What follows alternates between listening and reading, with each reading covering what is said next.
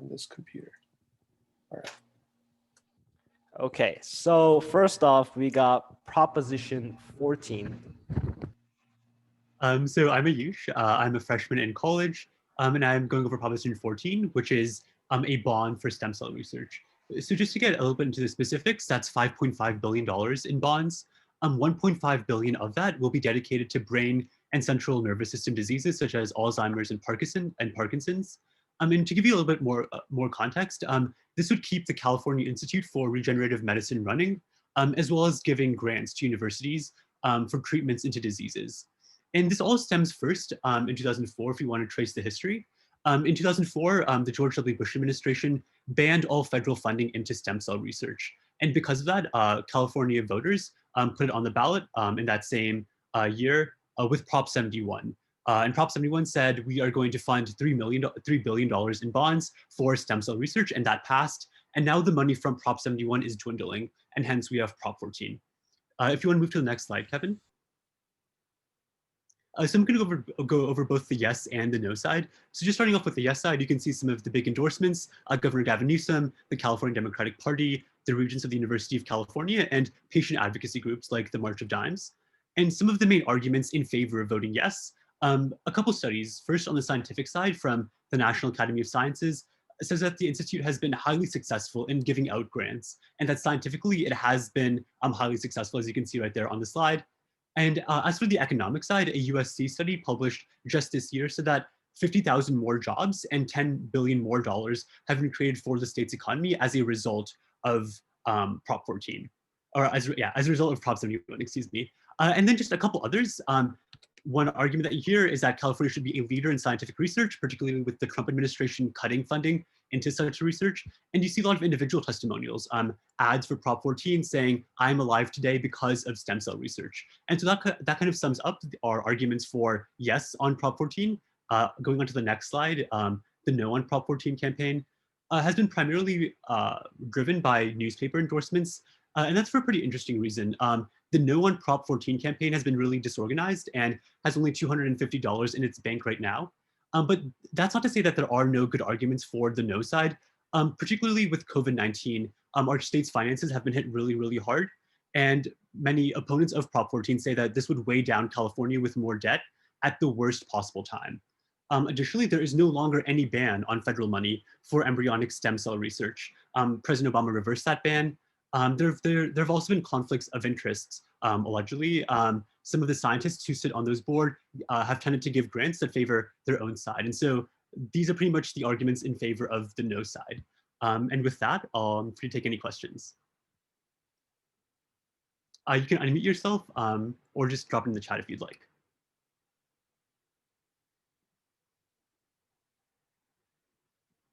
And we will also be having a general Q&A session at the end of our meeting. So if you can't think of any questions, or if you think of a question while someone else is presenting their proposition, don't hesitate. You can always ask your question at the end of the party as well.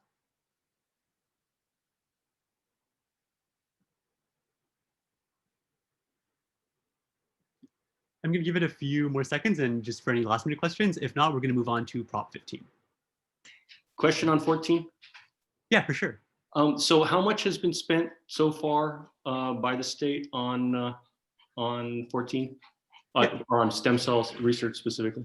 Yeah, so this goes back to Prop 71. That was a $3 billion bond. We are still paying back $1 billion of that, and we'll be paying back that bond until 2040.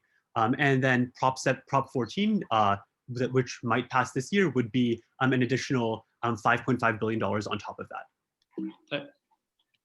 And can you go back one slide? And I just want to see how much $10 billion has been created out of $3 billion spent. Okay. Yeah, well, thank you so much for your question.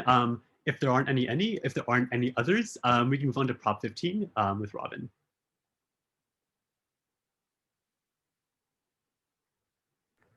All right, so we'll talk about everyone's favorite subject, taxes. So what is Prop 15? Well, the gist of it is this: higher taxes, oops, sorry. Here's my video. Okay, the gist of it is this: higher taxes on companies with property worth more than $3 million will provide money for local governments and school districts if you say yes to this proposition. So how does that even work? Well, can you go to the next slide, please, Kevin?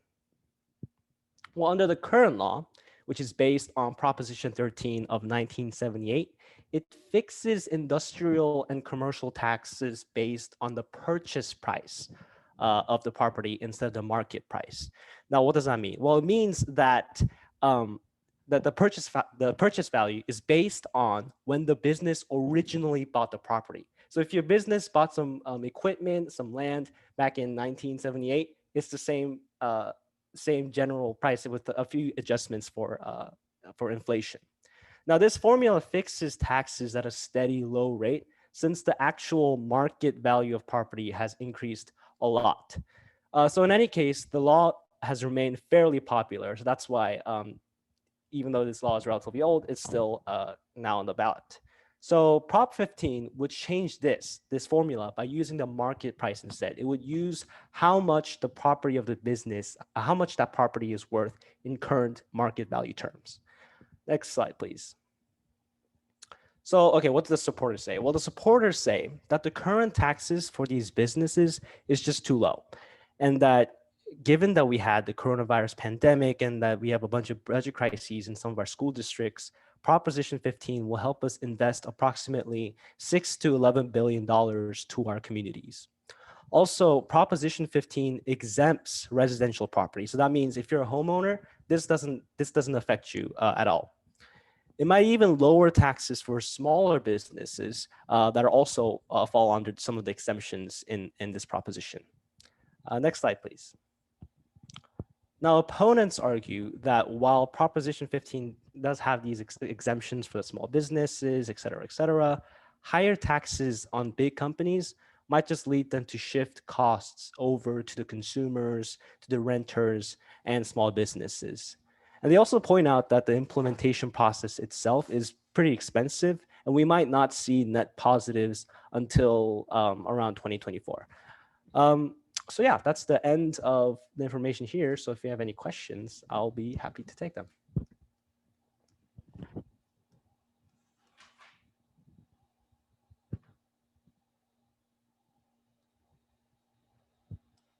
Click it. Question? Yeah. So the idea here is that basically commercial properties are going to get taxed, right? Not residential properties. That's correct. That's correct.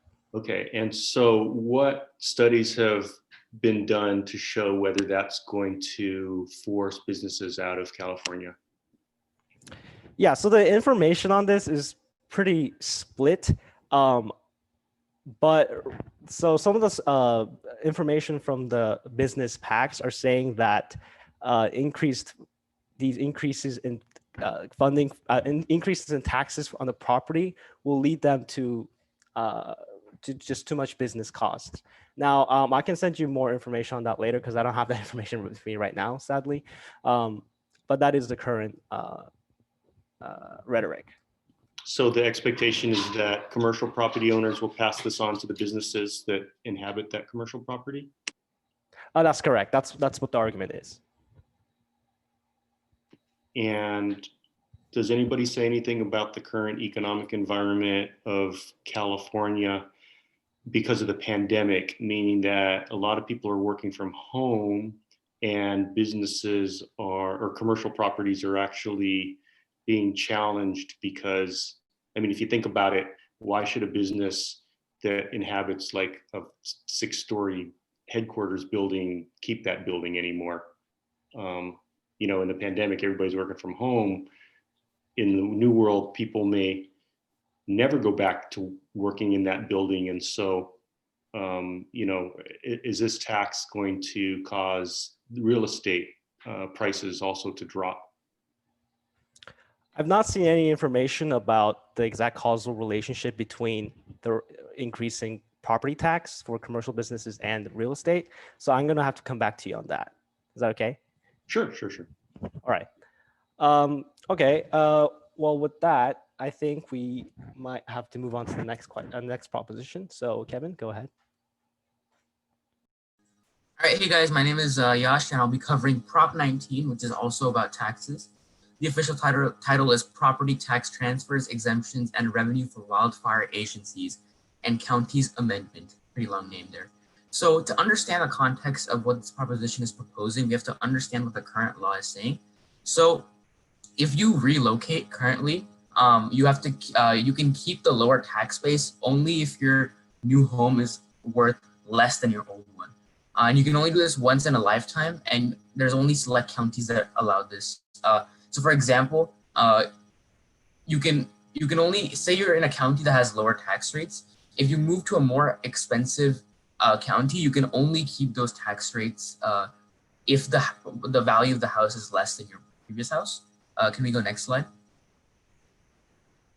So what does Prop 19 propose? What does a yes on Prop 19 mean? So Prop 19 allows seniors, that's defined within the proposition as 55 years old or older, people with disabilities, and also people who have lost property in wildfire damage.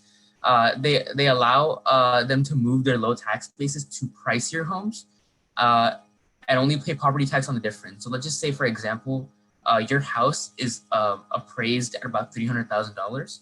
And you sell it for $1 million within this California housing market is completely possible. And you buy a house for $1.5 million, you're only going to have to pay property taxes on the $300,000, your old tax base, plus the differences. So 1.5 million minus 1 million. You can use this 3 times. And to make up for this lost revenue, Prop 19 strips these exact same privileges from property inheritance. Like if you inherit property from your parents, you can do this currently, but it would strip you of that if Prop 19 were to be passed. Can we go next slide? So arguments for yes on Prop 19. First of all, we can look at this long list of its supporters, like Governor Gavin Newsom, the Democratic Party, the NAACP, as well as, you know, many unions and organizations representing firefighters, seniors, disabled people, as well as unions of every profession support the passing of this proposition. And the arguments for are that this provides much needed tax relief to seniors, people with disabilities, and those who lost their homes in the wildfires. Also, the money that they make from having inheritance property owners pay higher taxes, they're going to send to underfunded fire departments. And since this allows seniors to relocate and, you know, leave behind their bigger houses without the burden of higher property taxes, this will open up the housing market. Next slide. And real quick, just know there's only one opponent of it, which is the Howard Jarvis Taxpayer Association. And basically what they argue is that 40 to 60,000 families would be subject to tax hikes because 60% of inheritance is property. And it makes it difficult for parents to guarantee some financial stability through their next generations, especially for farm owners. And that's about it. I know it's a confusing proposition, so if you have any questions, just type in the chat or unmute yourself.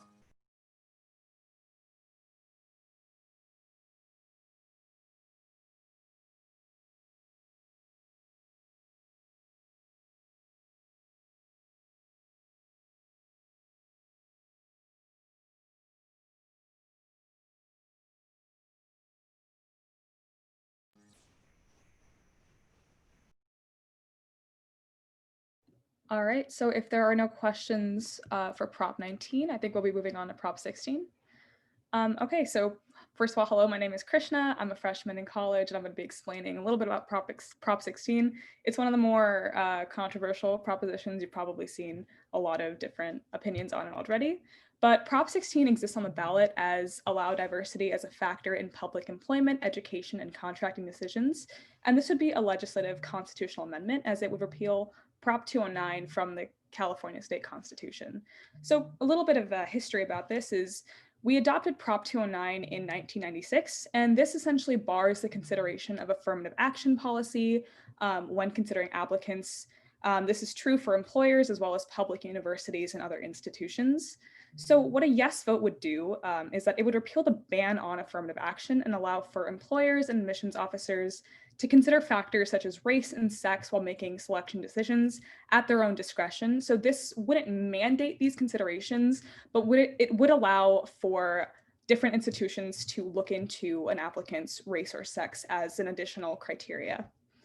This would not allow for a quota system, so factors like race or sex could not be the only considerations to an applicant's file, and there cannot be a specific number of applicants from a certain ethnicity that are able to be selected by an employer or admissions officer. This is actually rooted in a Supreme Court case from 1978, Regents of the University of California v. Bakke. And if you could switch the slide. Thank you. So some of the supporters for Prop 16 include Speaker Nancy Pelosi, our governor, our Secretary of State, as well as a number of legal, both law schools and legal advocacy groups in the Democratic Party. So one of the main arguments for Prop 16 is that 42 other states do have affirmative action policies for public institutions. So by adopting Prop 16, California would fall in line with an overwhelming majority of the country. And proponents also argue that since our adoption of Prop 209, we've seen a decrease in the amount of minority accessibility to higher education institutions. And this leads to a subsequent wage gap, largely divided on the basis of race and/or sex. And if you could switch the slide.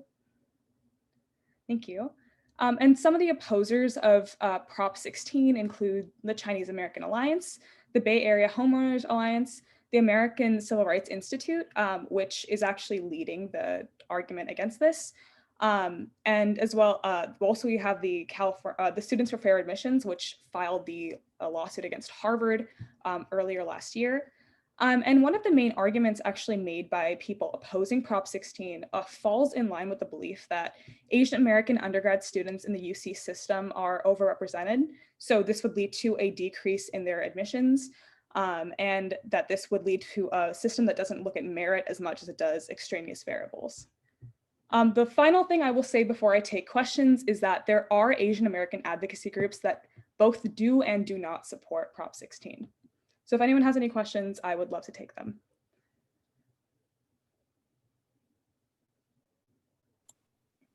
Hello, I have a question. Do you know, is there like any statistics on which specific universities might be, since you said that Prop 16 doesn't mandate this effect, but that universities will have the option to, is there like a statistic on which universities will decide to take up Prop 16? Yeah, so basically Prop 16 would affect public universities, and this is largely discussed in the context of the UC system, so our University of California schools. However, it's really difficult to kind of get into an admissions office and see which schools would or would not decide to look at factors. But I think that the biggest takeaway from this is that admissions officers in public universities would have the ability to consider factors, and this would apply for all public universities in California. And then this does not apply to private universities, correct? No, this is only for public institutions and Okay, employers as well. thank you. Yeah, thank you for the question.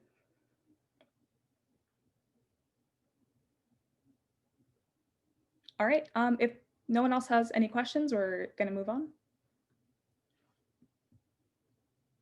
I was just quickly going to ask, insofar as this doesn't apply to public or non-public employers, did the previous proposition that banned this apply to public employers, or have they already been able to use these factors? So with Prop 209, it does bar affirmative action policy in public institutions. It doesn't have a legislative outline for private institutions or private employers. So this would just repeal it for public institutions. Repeal the ban on affirmative action.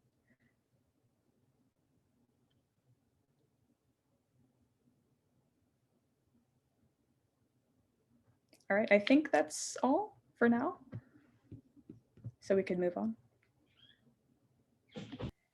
Okay, so we are now going to get into our voting propositions. So we have Proposition 17 and then 18. I'm Emma. I'm going to be going over Proposition 17. So Prop 17 restores the right to vote after a completion of the prison term. So it would be a legislative constitutional amendment, meaning it would change the current California Constitution. Currently, in the California Constitution, we disqualify people with felonies from voting until their imprisonment and their parole are completed. So, of the states that do currently restore voting rights to felons, we are one of 3 that make them wait until after parole is complete. So, yes would amend this and allow felons on parole to vote. Next slide, please. Some supporters of yes on Prop 17 are Democratic Senator Kamala Harris, the California Democratic Party, the California Secretary of State Alex Padilla, the ACLU of California, among other prominent figures. Some of their key arguments are as follows. They believe that parole is a time to try and reintegrate an individual into society, and that voting is an essential part of this reintegration. Additionally, there is research that has been done, for example, by the Florida Parole Commission in 2018 that explained that civic engagement leads to lower rates of recidivism. And recidivism is when a convicted criminal reoffends or ends up going back to prison. And so essentially allowing these ex-felons or people on parole to vote would essentially almost ensure that they would not be, resent to prison. Next slide, please. And the opposers of Prop on 17, meaning no on Prop 17, are the California Republican Party and Republican State Senator Jim Nielsen. One argument is that on parole, many former criminals have their activities limited. So for example, like a child kidnapper may not be allowed near playgrounds or near schools. And since these former criminals can't even participate in certain activities or own certain items during their parole because it would result in their reincarceration, they haven't re-earned the full trust of society. Therefore, they should not be given such an important right, such as the right to vote, until after they complete their parole. So that's a little bit about the project. I will wait a little bit if anyone has questions.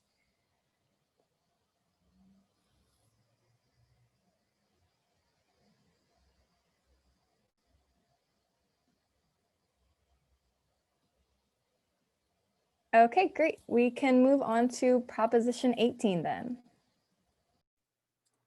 All right, so yeah, my name is Rashab. I'll be covering the second proposition that focuses on voting Prop 18.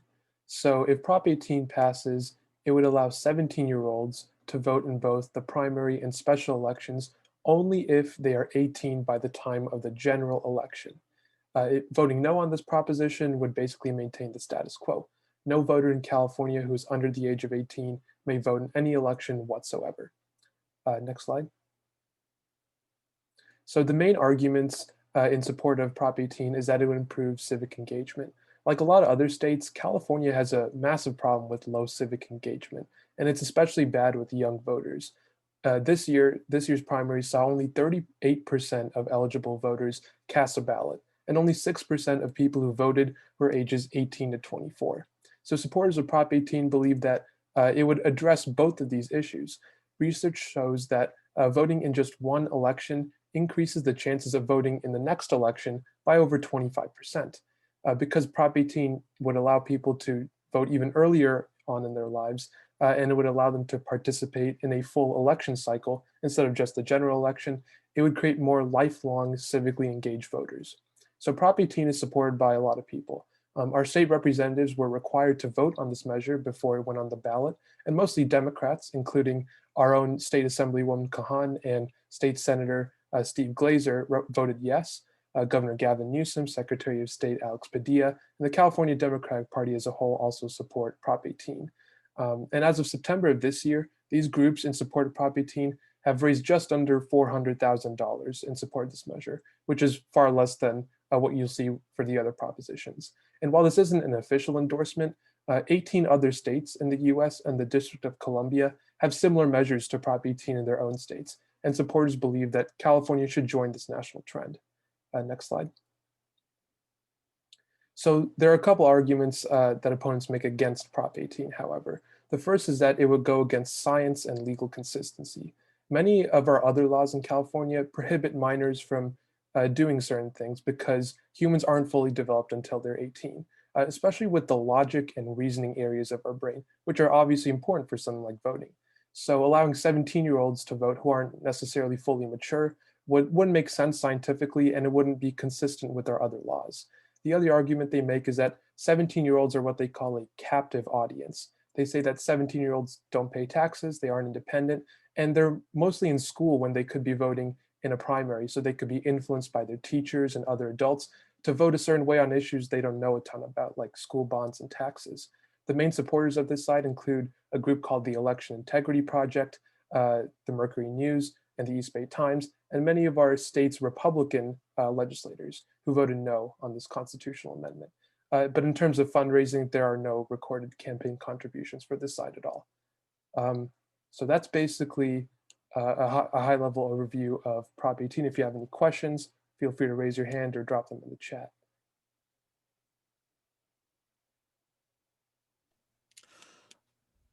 Have the opponents of the proposition indicated any willingness to also bar people who go against science on a large scale and demonstrate their inability to think critically, according to the overwhelming majority of scientists on other issues? I'm not aware of this group's stances as it pertains to what you mentioned in your question. But they do say that allowing 17-year-olds to vote will go against science. That's just their official stance.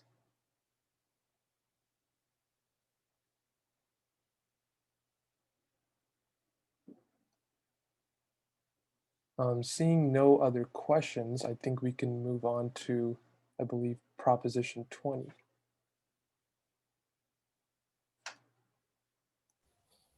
All right, great. So now we are on to Proposition 20. So Prop 20 is an initiative statute that restricts parole for nonviolent offenders and authorizes felony sentences for certain offenses that are currently classified as misdemeanors. So a yes on Prop 20 would classify specific types of fraud and theft crimes, among others, as misdemeanors or felonies, meaning that they would have harsher and potentially longer sentences. Currently, these are ones that are only classified as misdemeanors. So additionally, a yes on this proposition would also create two new types of crime called serial and organized retail crime, just different classifications, which would also be charged as misdemeanors or felonies. And another thing that it would change is that it would define 51 crimes and sentence enhancements as violent in order to exclude them from a parole review program. Next slide, please. So a yes on Prop 20. Some supporters of this are the Republican Party of California, Republican Representative Devin Nunes, and the Peace Officers Research Association of California, among others. They support it because of the following. This proposition would classify current nonviolent crimes in California, which include anything from, for example, date rape or assault with a deadly weapon and child trafficking. It would classify them now as violent, and meaning they would have harsher penalties. They would be likely spend longer times in jail. And this proposition would also prevent violent offenders that are currently charged with nonviolent crimes from being released early, for example, with the parole review program. And next slide. The opposers of Prop 20, meaning a no on Prop 20, are, for example, the California Democratic Party, the ACLU of California, and the National Center for Crime Victims, and there are more as well. They believe that this proposition is too extreme because, for example, under this proposition, theft over $250 may end up being charged as a felony, meaning that if you were to commit theft over $250, you could get multiple years in prison as well as multiple years on parole. This would disproportionately affect teenagers along with Black, Latino, and low-income people, meaning that they could be locked up for years for potentially low-level and nonviolent crimes, just for how the proposition is created and written. And additionally, opposers believe that this is wasteful of tens of millions of dollars in taxpayer money, which is money that would be better spent rather than on prisons. We could spend it rather on schools or homelessness, increasing mental health treatment, and also affordable housing. So that's a general idea of Prop 20. And I can take questions, otherwise we'll move on.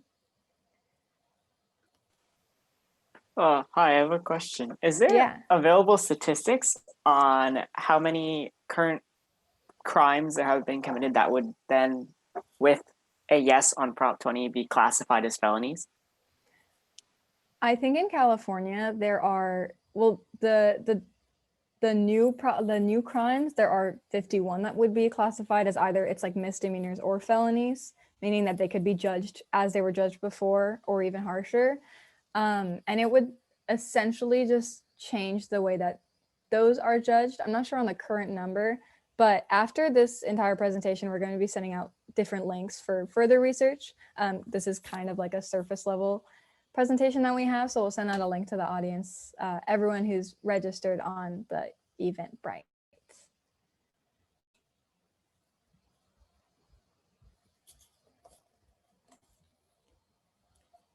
Okay, so I think with that we can move on to our next proposition. Hello guys, I'm Mark Lester. I'm a senior at Amador Valley. I'm going to be talking to you guys about Prop 25 today. And basically what this proposition would do would take the cash bail system we have right now, in which a pretrial defendant can post bail to either be released or to stay in pretrial holding before their trial if they're being accused of a crime. And it would replace that system with a risk assessment system, which would be used to determine the risk of a defendant to commit another crime and or skip trial. And that would become the new criteria rather than whether or not they can pay a bail. And this is a referendum on Senate Bill 10, which was signed in 2018 by Jerry Brown, and that basically replaced cash bail with this system. And a yes vote on this proposition would be a vote to replace cash bail with a risk assessment. And a no vote would be a vote to repeal SB 10 and keep the pretrial process as it is and maintain the status quo for our criminal justice system. Next slide, please. So a no vote. Some big endorsements for the No on Prop 25 campaign come from the California GOP, the California NAACP State Conference, and the Crime Victims United Organization of California. And they have a lot of arguments for why they think this would be a bad idea. Generally, they think it's a radical reformation of the criminal justice process that would make it worse. And they argue that since it would be using an algorithm to determine the risk of criminals reoffending. They argue that this would be a bias against minorities and the poor, since this takes into account things like socioeconomic status and demographics, and the area in which they live as factors that determine whether or not they're likely to reoffend. So they argue this would be unfairly biased against the same groups that people claim that cash bail is oppressive against. And they also argue that this makes defendants less accountable to show up for trial because the way bail works is that if you post bail and you show up to your trial, that money is returned to you. So that acts as an incentive to get people to go to trial. And they argue that without the system, people will be less accountable to show up for trial. They also argue that it will create a new bureaucracy that will increase backlog in the courts and that deprives people the right to post bail. Next slide, please. A lot of the yes people for this bill include Democratic Party of California, the California Teachers Union, the SEIU, California State Council, which is a nurses union. And they argue that cash bail is an inherently oppressive system because it disadvantages poor people and gives them less of an ability to, seek, I guess, freedom before they're tried. No matter how minor their crime is, they could be held in pretrial holding if they can't afford to post bail or get a bail bond company to help them out. They argue that generally it systematically strips wealth from poor people because they're more likely to be accused of crimes and also going to be more likely to not be able to post bail. And they're also going to be hurt more by being held before trial. And they also argue that it's a waste of money to uphold the system because California spends millions of dollars every year holding people who are no risk to their community. And this is partially backed up by statistics in that 60% of the US prison population is actually made up of people who are awaiting trial. So overall, they argue that Prop 25 would make the pretrial process fairer, safer, and less costly. And they further argue that the algorithm that the no side argues would be discriminatory wouldn't be the final say in rulings, but rather judges would have jurisdiction over the algorithm in all cases. So if you guys have any questions, feel free. Will the algorithm, is it going to be publicly known what that algorithm is, so it's subject to scrutiny over biases? Yeah, right now, they are, I should have mentioned this, they're working on ways to reform that algorithm, and it's a pretty public process. So the things that it takes into account, I wasn't able to verify with my research, but I'm pretty sure that it would be publicly known what kind of things it takes into account.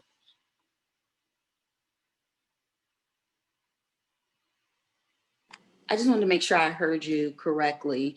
You said that under voting yes and getting rid of cash bail, it would be under the judges to make this sort of assessment for whether or not to detain defendants.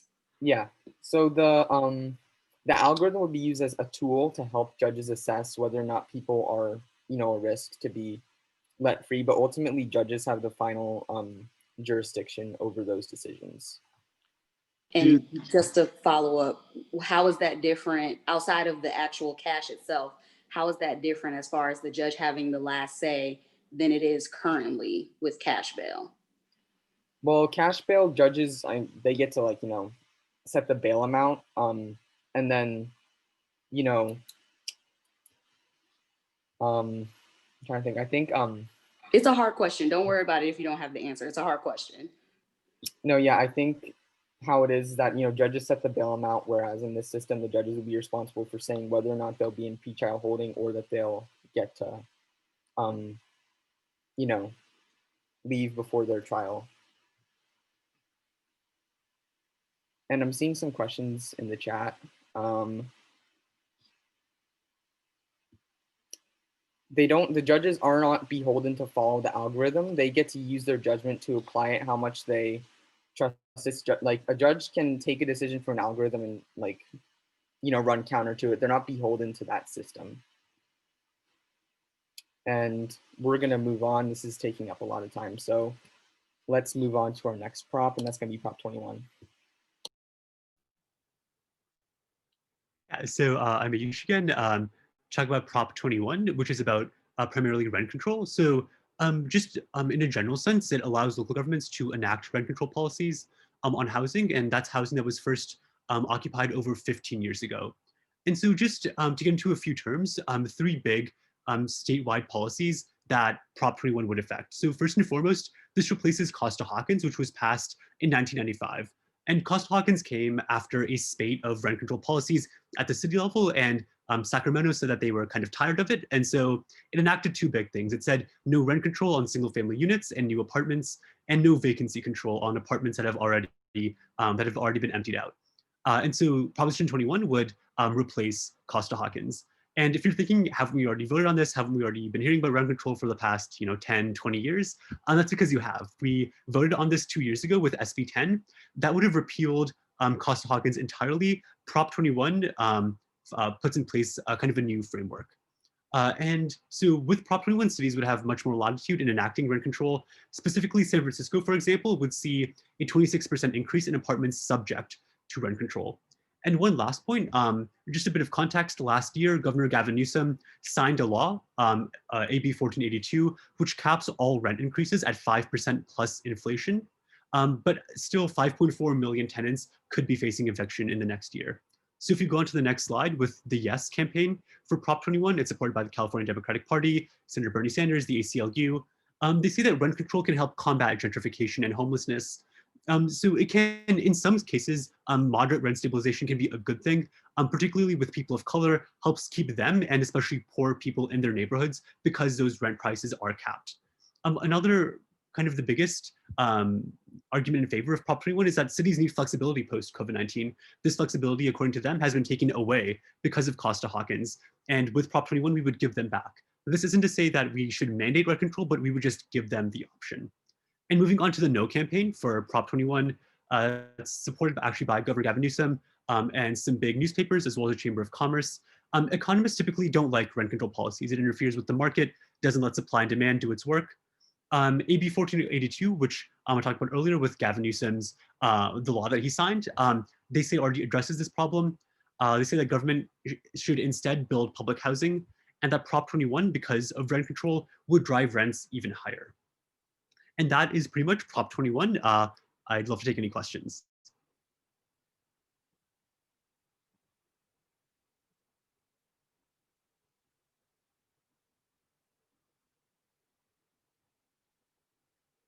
I'm not seeing any, but feel free to unmute yourself or just drop a question in the chat. And again, we will also have a general Q&A question, Q&A session at the end of this ballot party if you want to ask any questions then as well.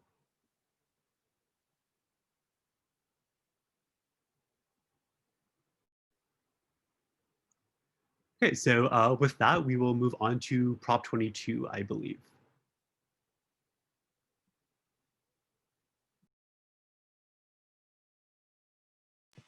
So I'm Mark again. I'm going to be talking to you guys about Prop 22 also.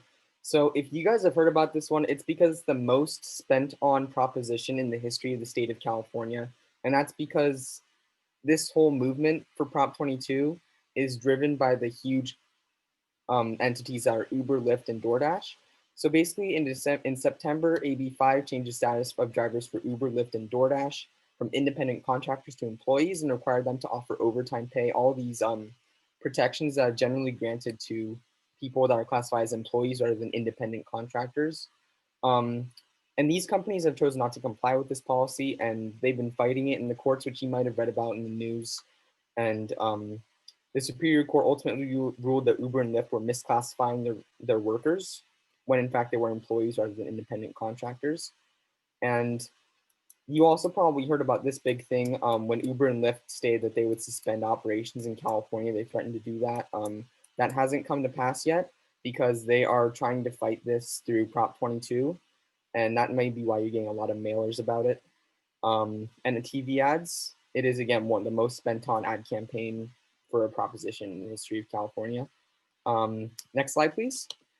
So yes, on Prop 22, you see there is huge financial backing for this movement. It comes from Uber, Lyft, DoorDash, and other services like Instacart, Postmates.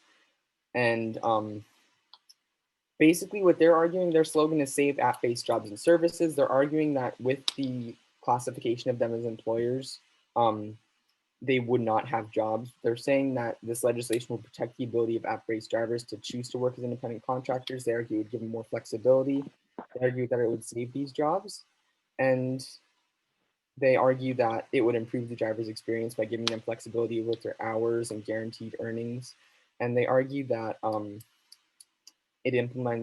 this proposition is a lot of things bundled into one, so it also implements public safety measures based on drivers and they argue that it keeps these app-based services more affordable for the consumer. Next slide, please. No, that movement mainly comes from the progressive wing of politics in California, which is a pretty sizable portion by itself. You see Joe Biden and Kamala Harris, Elizabeth Warren, Bernie Sanders, the California Labor Federation. They've all spoken passionately against this legislation. They argue that this is basically companies trying to pay into a more convenient classification of employees for themselves. They're arguing that they're more or less writing legislation. And they argue that without them having the privilege of being employers, they don't have the basic protection. Drivers don't have the same basic protections that are guaranteed to all of their employees. They argue that these companies are building their business empires on the backs of these workers without giving them just compensation. And they also argue that Prop 22 is just inherently ridiculous in the way it's written because it would require 7/8 of the legislature and the governor's signature to overturn it, which is next to impossible. So that would mean that once this proposition is passed, it could never be undone. So they argue that this is overall just a reckless attempt by big companies to improve their bottom line. And yeah, thank you. If you guys have any questions, feel free to let me know.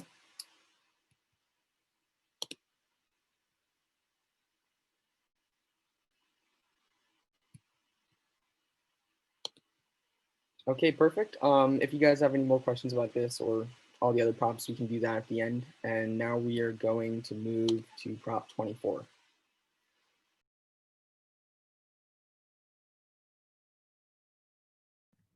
Hi, everyone. My name is Kevin. I'm a freshman in college, and I'm going to be talking to you guys about Prop 24 tonight. So a yes vote for this prop would expand the currently existing California Consumer Privacy Act of 2018, or the CCPA, and create a privacy protection agency to implement and enforce the CCPA and its expansions. A no vote would not allow for these changes. So first, let's talk about what the CCPA of 2018 is. It was a landmark piece of legislation, and it went into effect in January of this year. Under the CCPA, consumers are allowed to ask businesses what kind of data they collect and what it's used for, ask businesses to delete their personal information, and ask businesses not to sell their information to third parties. It also defined what counted as personal information and defined what businesses have to abide by the restrictions. So the Yes for Prop 24 campaign is headed by Bay Area real estate developer Alastair McTaggart. The campaign's raised a total of $5.4 million, with 99% of the contributions coming from McTaggart himself. Some notable supporters for Prop 24 are US Rep. Ro Khanna and former 2020 presidential candidate Andrew Yang. The prop's also supported by groups like the NAACP, Common Sense, and Consumer Watchdog, and other privacy advocacy groups. So some of the changes Prop 24 would make to the CCPA are listed on the right. Some of them include businesses cannot share information with third parties among the customer's request, and they must provide an opt-out option for having their data used for advertising and marketing. It also removes the currently standing 30-day time period for businesses to fix any violations. So if a business were to make any violations, they would get fined immediately. It also triples fines for violations involving those younger than 16. Prop 24 would also create the Privacy Protection Agency, and some of its duties are listed on the screen, like investigating and adjudicating potential violations and assessing penalties for those violations. The agency is governed by a 5-member board, all of whom have to have experience and knowledge in technology and privacy, and they're chosen by people within our own state government. So the No for Prop 24 campaign does not have a single leader and has raised around $48,000 in contributions. Notable groups opposing Prop 24 include the Republican Party of California, the ACLU, the League of Women Voters, and the Consumer Federation of California. So this prop has actually divided the privacy community. Experts say that it doesn't do enough to strengthen the CCPA and that it actually weakens privacy rights. And they point to a pay for privacy scheme in the CCPA that Prop 24 would keep. So this allows businesses to charge more for their services if a consumer opts out of sharing their data. So people believe this may marginalize poor communities, but people like Andrew Yang actually believe that this could lay the groundwork for a system where businesses would pay consumers to use their personal information and data. Prop 24 also has a provision that says if a consumer is outside the state of California, the privacy restrictions don't apply to businesses. And there are also those who say that it's too soon to make changes and that we should wait and see how the current CCPA works out, given that it was put into effect in January of this year.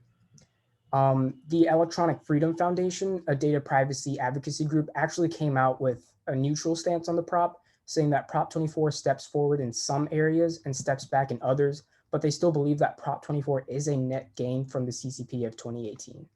So that's all the time that I have, and I know this was a lot of information to digest, so if you have any questions, please ask away.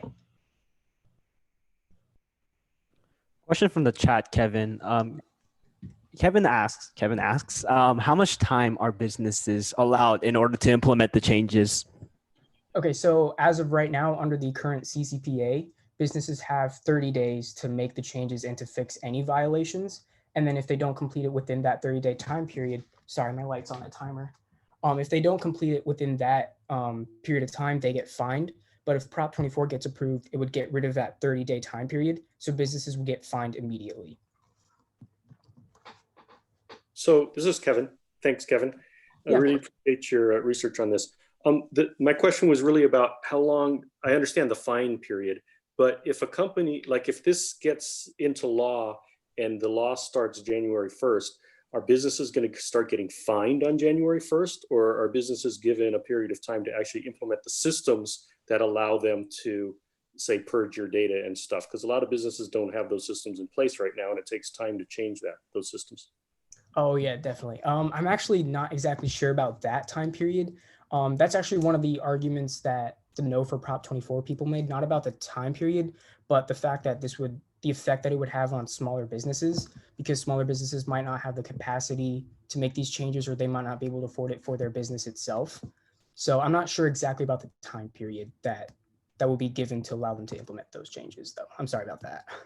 No, that's okay. Great. Thanks. Thanks for the info. Of course.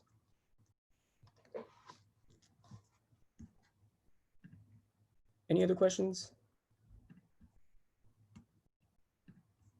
Okay.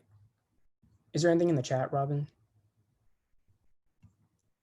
I think we're good. Okay, awesome. We're gonna move on to the next prop. All right, so I'm Rashab again. I'll be covering the last prop on the ballot this year, Prop 23, and it covers a medical treatment called dialysis. And so for those of you who don't know, dialysis is a treatment that uses a machine to filter a person's blood when their kidneys begin to fail. Treatments are typically done 3 times a week and for about 4 hours a day, and many dialysis patients go to specific dialysis clinics that have these machines. So Prop 23 would add 4 main requirements that all dialysis clinics in California would have to follow. So these include requiring at least 1 licensed physician at clinics at all times, reporting any dialysis-related infections to the state health department, requiring clinics to notify and receive consent from the state health department before closing down, and finally, it prevents clinics from discriminating against patients based on their healthcare plans. I'll go into depth about each of these a little bit later. But basically a yes vote on Prop 23 would implement these requirements, while a no vote would not implement them and maintain the status quo. Next slide. So the main group that supports yes on 23 is a labor union called SEIU UHW West. I won't say the entire acronym, but also it's also supported by the Democratic Party and the California Labor Federation. Together, in total, this side has raised about $6.2 million so far. So Prop 23 was proposed after this labor union claimed to witness poor hygiene, no safeguards, and not enough staffing at dialysis clinics, which they believe Prop 23 would fix. For example, requiring doctors at clinics provides a safeguard if something were to go wrong during a patient's treatment, and requiring infections to be reported to the state health department, incentivizes clinics to maintain good hygiene and good standards at all clinics. The other main argument is the non-discrimination portion. So currently, because most dialysis clinics in California are for-profit corporations, they could discriminate against patients with Medicare or other government health insurance, and because they could make more money from only having patients with private insurance. So Prop 23 would prevent discrimination of this kind and force clinics to help patients regardless of their health insurance plans. Next slide. So on the other side, the no on 23 side has raised almost $100 million so far, mostly from private healthcare corporations such as DaVita, Fresenius, US Renal Care Inc., and Dialysis Clinic Inc. DaVita and Fresenius specifically own around 75% of all dialysis clinics in California, and they are also for profit. And they would be most impacted if Prop 23 were to pass. There are some other organizations that support Prop 23 as well. But most of the arguments that Prop 23, that no on Prop 23 makes is that these requirements are unnecessary and potentially harmful for dialysis patients. So some of these requirements could force clinics to shut down because of the increased costs that would be required every year. And with fewer clinics, dialysis patients would have fewer places to go to get their treatment. The other main argument is that it could potentially worsen the shortage of doctors we have in California right now. Prop 23 requires at least 1 doctor at clinics at all times, and this would take doctors out of active care roles in, say, the ICU and place them in more administrative roles at dialysis clinics. And Prop 23 also doesn't make any mention about the requirements or that these doctors should have. I mean, that clinics could be filled with doctors with not a lot of knowledge about dialysis. That's basically a high level view of what Prop 23 is. That's also a lot of information. So if you have any questions, feel free to ask. Hi, I have a question. It seems to me that there was something similar to this like a couple of years ago on the ballot. And so I'm kind of wondering what a little bit of the history, and also is there any evidence that there have been, I don't know, people die or get sick, or actual incidents of, dialysis clinics not performing properly?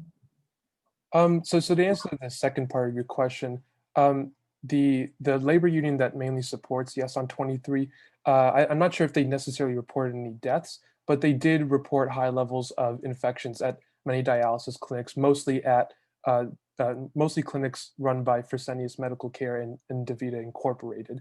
I'm not 100% aware of the history of propositions related to dialysis clinics. I know there have been some in the past, but I'm not entirely sure how Prop 23 is connected to those, unfortunately.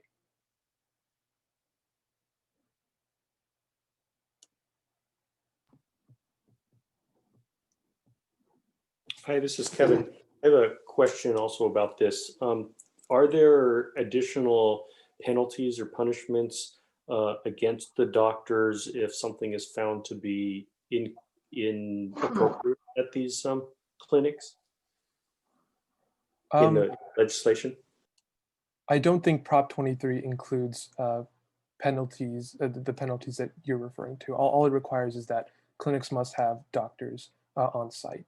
And that's one of the main arguments that the no side makes, is that this proposition is kind of sparse on the details regarding having doctors at clinics.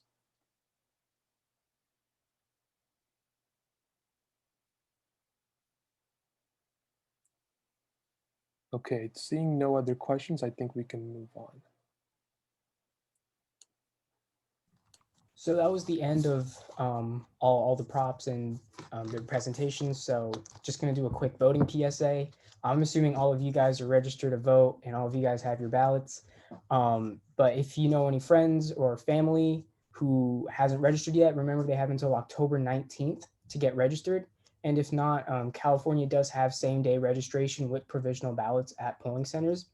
And we really are lucky to live in a state that makes voting so easy, because we have so many different ways to vote. You can all vote by mail. You can drop off your ballots at drop boxes. We have links to their locations right here on the slide, and we'll be sending them out to you after this meeting too. And you can also do early in-person voting at polling centers, and you can also vote in person on Election Day, November 3rd. And that concludes our presentation portion for tonight. We do want to have a general Q&A portion. If you have any questions about us, about the election, about the propositions, even if you didn't get a chance, please feel free to ask it. Yes, Mr. Mendenhall, I see you are. I was wondering if you had any recommendations or resources about the nonpartisan offices, like especially every year on the ballot, there are things like the Superior Court judges. And it's I often have trouble finding any information, that they aren't usually helpful, and the judges never write in their candidate info, I'm a racist person who with poor judgment. So it's really hard to tell, on some of the parties. So if you have recommendations for sources on some of the nonpartisan local offices that seem like they should be important, but really don't get much campaign attention. Yeah, for sure. So as for the county judges or for county races, I think newspapers, so the Oakland Tribune being the head of Alameda County, would have some great endorsements. That's definitely a place for attention, your local newspapers. And yeah, I think kind of local journalism would probably be the best place for that. Check out their campaign websites. I can tell you just that our organization has endorsed in the mayoral race for Pleasanton. We are endorsing Monith Ilavarosan for mayor, just us as an organization. And that's I would point you more to your local journalism and to look at campaigns websites. Any other questions?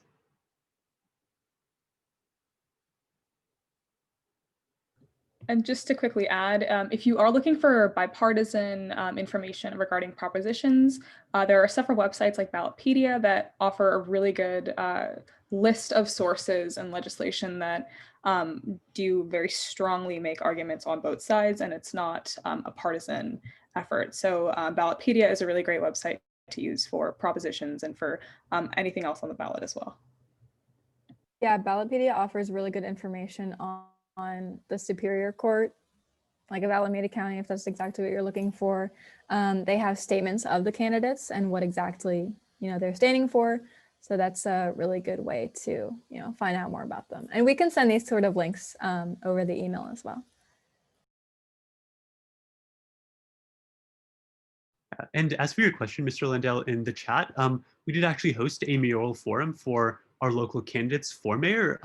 we will send out an email after this with the email you provide on your Eventbrite that has all of the links. Someone from our group might also be able to just drop the YouTube link for that forum into the chat. And yeah, so our group has been very active in Pleasanton specifically. I know a lot of people here are not from Pleasanton, unfortunately, but we have been very active in our local Pleasanton races. Awesome. Great job. Thanks so much. Yeah, thank you for your question.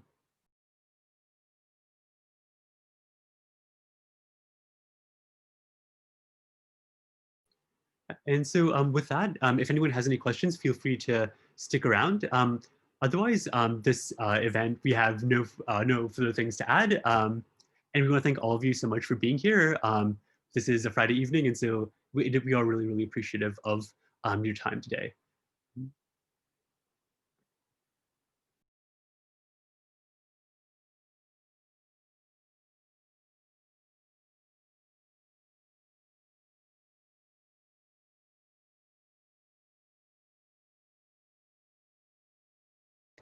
Where are you guys going to put the recording?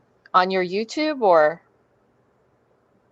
Yeah, we're going to put the recording on our YouTube. We'll also see if we can provide a link to it as soon as we send out our email.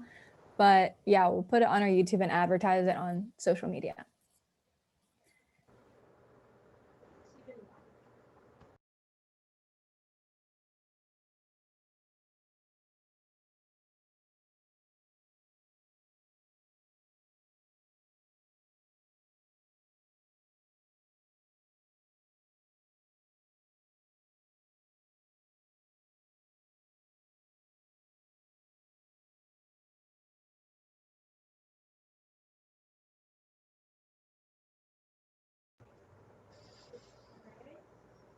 Good job, you guys.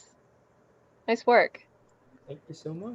Thanks. That was my colleague was on. I think she hopped off. She's an associate U.S. attorney who just moved out here from New York, and so she was really peculiar about that bail bond. The bail proposition is a little bit hard and technical, and I was chatting her like